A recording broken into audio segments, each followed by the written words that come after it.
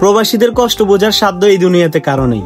একজন প্রবাসী দিনের পর দিন না খেয়ে না ঘুমিয়ে পরিশ্রম করে তার প্রিয় মানুষগুলোর মুখে হাসি ফোটানোর জন্য।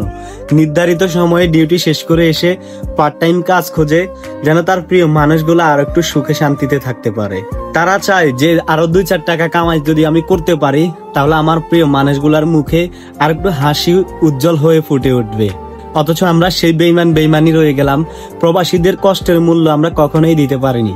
আমাদের যে অকল্পনীয় আবদারগুলো রয়েছে তারা তা পূরণ করতে পারে না, এই জন্যই আমরা তাদের সঠিক মূল্যায়ন করতে পারি না। আর আমাদের আবদার হচ্ছে আইফোন, দামি গাড়ি, দামি শাড়ি, দামি গহনা।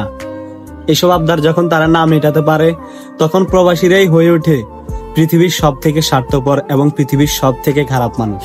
আর আমরা কতটা নাফরমান হইতে পারি নিজেদের শখ আহ্লাদের চাহিদা করতে গিয়ে আমরা তারা কেমন আছে এই খবরটাও জিজ্ঞেস করতে ভুলে যাই।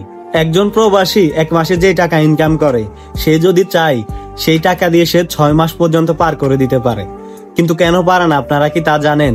প্রবাসীরা নিজের জন্য কামাই করে না, তারা চায় কষ্ট হলেও তার ফ্যামিলির এবং প্রিয় মানুষগুলা যেন সব সময় সুখে শান্তিতে থাকতে পারে। প্রবাসীরা নিজের কথা ভাবে না, তারা ভাবে তার আপন মানুষগুলোর জন্য। যদি তারা নিজের কথাই ভাবতো তাহলে এই পৃথিবীতে সব থেকে সুখী মানুষ হতো প্রবাসীরা। তাই আসুন আমরা সবাই প্রবাসীদের কষ্টের মূল্য দিতে শিখি, তাদেরকে ভালোবাসতে শিখি। ভিডিওটা যদি ভালো লাগে তাহলে লাইক কমেন্ট করতে পারেন এবং প্রবাসী ভাইয়েরা ভিডিওটা শেয়ার করেও দিতে পারেন।